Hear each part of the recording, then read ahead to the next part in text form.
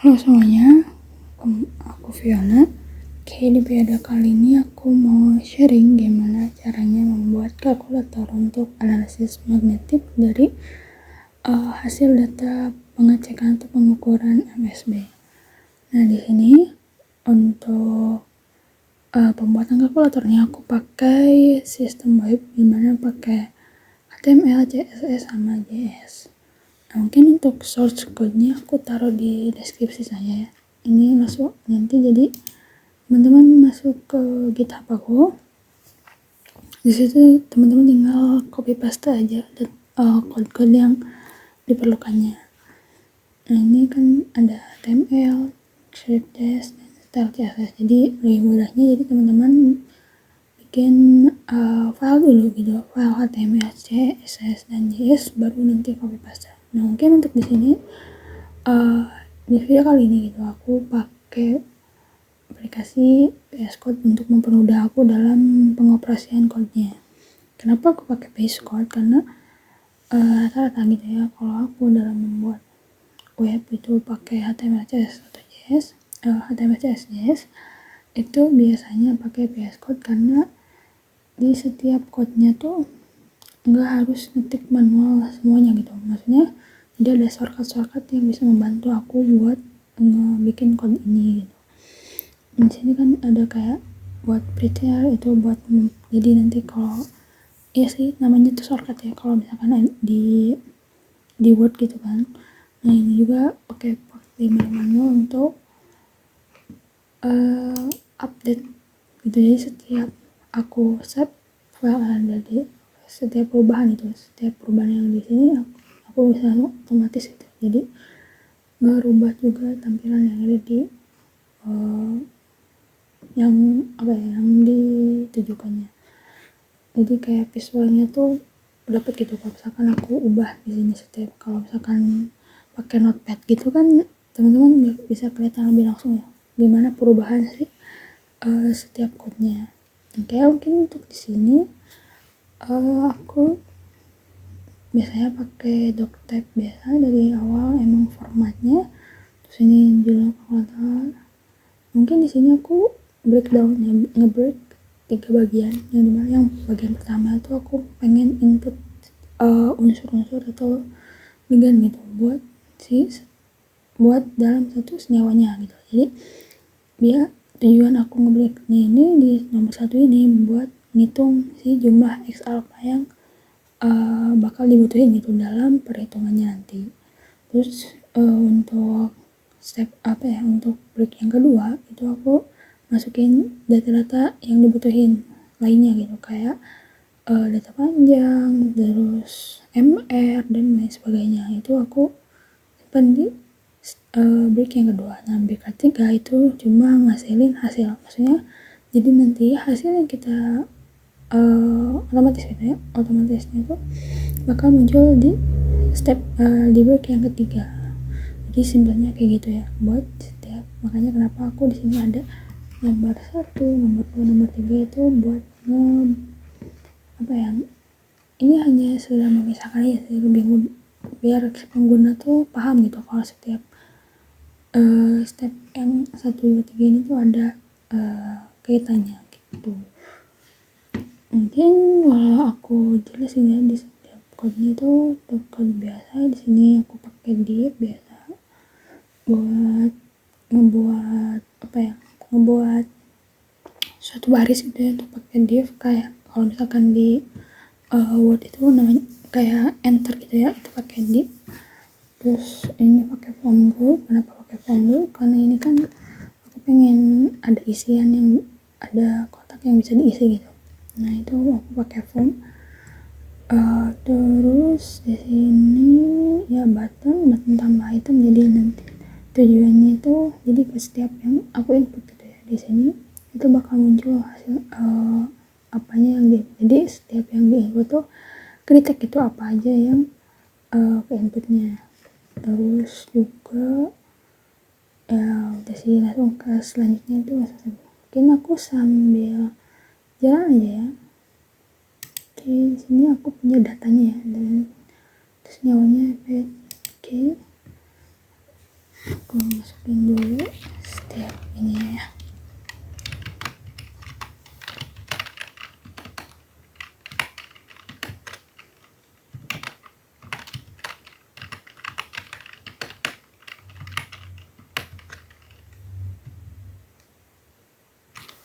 Bentar, ini bukan bikin.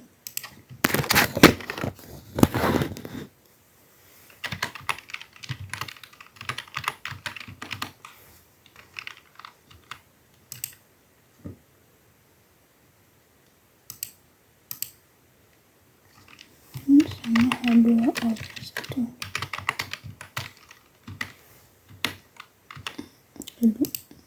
Udah sesuai pH F12 C242 min sama 2. Klik selanjutnya.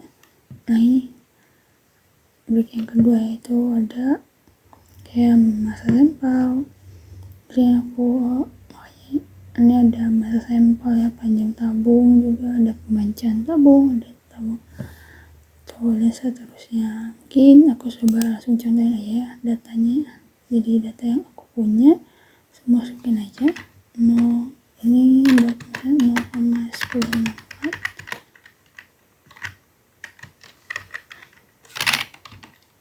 9,5 ini. Oh ya, ini komanya aku dalam bentuk titik karena mengikuti standar apa ya, biasanya gitu ya, kalau jurnal bahasa Inggris tuh komanya tuh pakai titik gitu, jadi aku cuma ngikutin. Tapi kalau misalkan teman-teman ubah itu jadi koma juga nggak apa-apa, sama aja, cuma beda tampilan aja berarti nanti.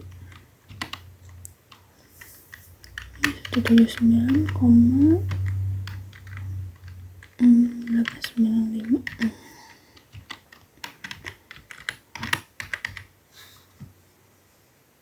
Oke, dari sini masuk ke hitungnya. Nah ini langsung hasilnya dapat. Nah kenapa sih bisa dapat hasilnya segini ya? Nah sebetulnya aku kenapa, mungkin kembali lagi ya, kenapa aku pakai HTML, CSS sama JS. Kenapa? Karena di sini aku enaknya gitu pakai HTML, CSS, JS tuh kelihatan beda setiap apa ya komponennya. Maksudnya kalau di HTML aku butuh buat kerangkanya, dimana kayak kita bikin kerangka tubuh. Kalau kita lihat gitu kerangka tubuh manusia, nah itu kayak tulang belulangnya itu di HTML gitu. Nah fokus aku di HTML berarti cuma tahu strukturnya mau kayak gimana, kayak alurnya mau kayak gimana, apa aja yang ada di sana gitu. Terus aku masukinnya di HTML. Nah terus setelah udah tahu nih alurnya mau kayak gimana, pasti HTML tuh enggak sebagus itu tampilannya. Kenapa? Karena hanya apa ya, format standar yang ada di HTML-nya. Jadi benar-benar kalau misalkan dengan bikin PPT itu benar-benar cuma hitam putih dan kotak-kotaknya tuh nggak teratur gitu. Nah sedangkan aku nggak mau kan kayak gitu, karena nggak user friendly, yang mana nggak pengguna tuh bakal bosan gitu buat liatnya dan kayak males. Terus nah aku ubah tampilannya tuh dengan CSS ini.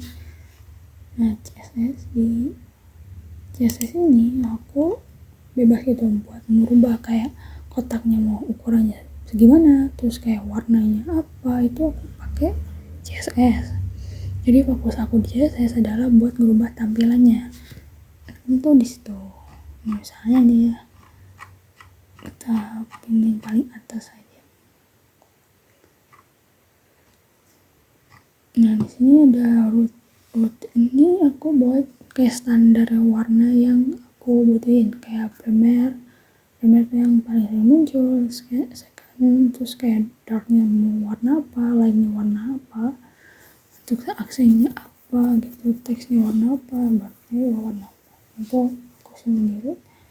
Terus ada di body juga, terus fontnya mau font jenis apa, ini terus sans serif, marginnya berapa, background color varieties. Nah ini mungkin enaknya Sebetulnya teman-teman kalau misalkan nggak pakai wood juga sih nggak apa-apa ya, nggak nentuin warna standar yang ada di woodnya, di tampilannya.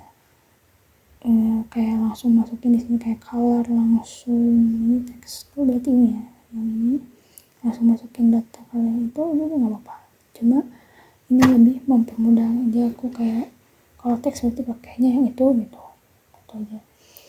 Terus juga sini tuh enaknya kayak gitu aku kenapa lebih mudah pakai HTML CSS di sini tuh karena saling berkaitan dan lebih mudah untuk aku pahami juga gitu setiap code-nya. Terus nah setelah mempercantik tampilan itu untuk setiap code-nya saling berkesinambungan dan menggunakan rumus gitu ya, rumus yang ada itu aku pakai JavaScript di sini. Nah mungkin ini agak tricky ya, di JavaScript itu beda sama HTML sama CSS, karena kalau misalkan setiap code itu masih kelihatan kalau ada yang error atau nggak berfungsi. Nah sedangkan di sini di JavaScript itu kadang ada beberapa code yang nggak kelihatan gitu, maksudnya nggak kelihatannya gimana, jadi pas aku error atau apa tuh ada kadang nggak kelihatan. Kenapa? Karena biasanya sih kalau misalkan kurang tanda kurung, misalnya sekecil kurang tanda kurung itu masih kelihatan dengan warna merahnya. Tapi kalau misalkan kurang titik koma itu kadang ada yang nggak kedetek error tapi bakal nggak berfungsi gitu sih kodenya di hasil tampilannya, di tampilan gitu. Ini di sini let, kita harus jelasin singkat aja. Di sini ada let items tuh buat nge-welcome atau ngasih data ya, data buat setiap code-nya, yang dimana di sini ada konstanta dia magnetik. Aku di sini masukin manual ya dari tabel standar yang ada. Jadi aku masukin, jadi nanti kalau misalkan jadi kan tadi yang di break yang pertama kan kita masukin setiap atom unsur ya, unsur atau ligan. Nah itu bercondongnya pada nilainya yang ada di sini. Jadi setiap misalnya nanti kalau misalkan masukin AG ya berarti muncul nilai min 31 kali 10 pangkat min 6 gitu. Jadi kayak gitu. Jadi itu kayak database-nya. Tuh. Terus mungkin ada rumus yang aku punya juga ya. Ini rumusnya.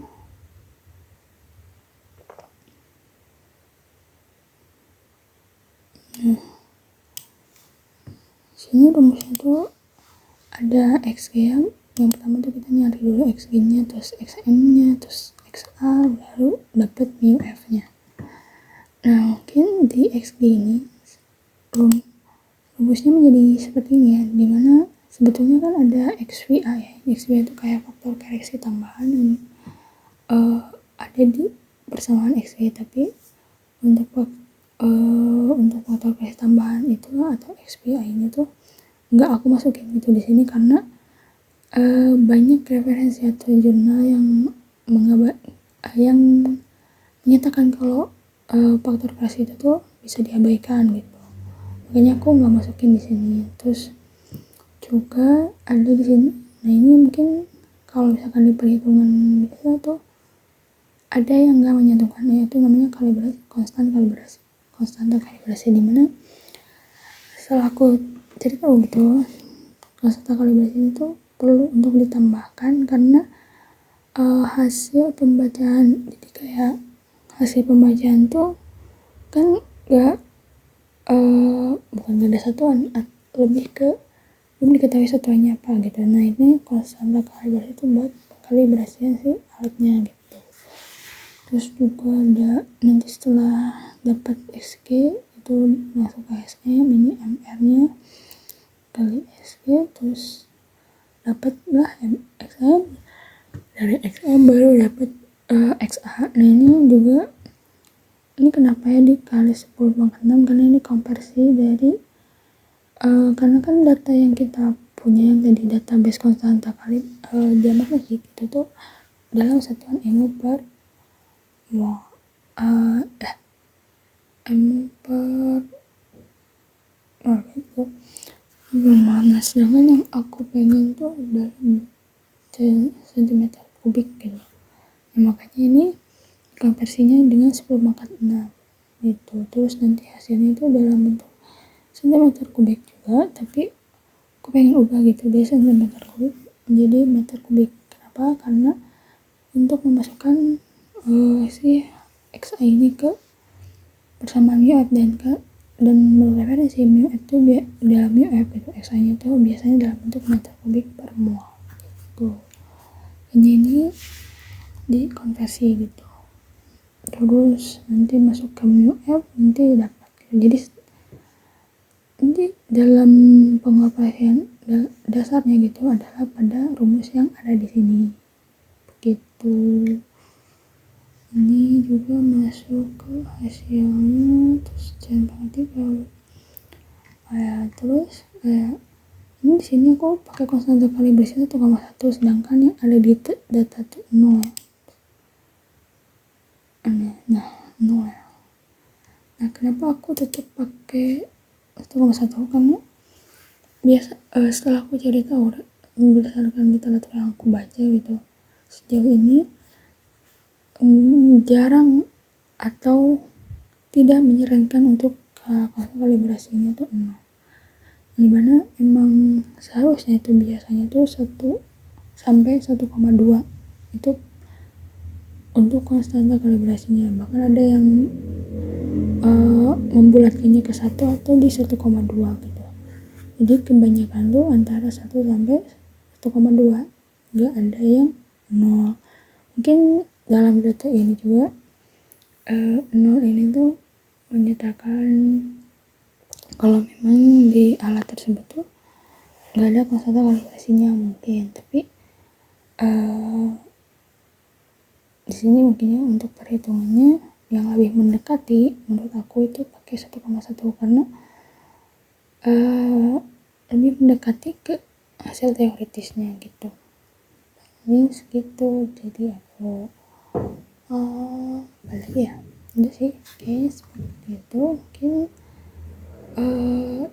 sharing aku di sini sebetulnya selain pakai JavaScript juga mungkin ini utamanya di JavaScript ya. Nah itu mungkin bisa aja pakai Python atau pakai bahasa pemrograman lainnya, karena pada dasarnya kita mengacu pada rumusnya gitu, pada rumus yang ini gitu. Ketika rumus ini bisa dioperasikan gitu, itu bisa langsung digunakan gitu. Mungkin untuk source code-nya aku taruh di deskripsi bawahnya gitu. Segitu dari aku, see you di next video, bye.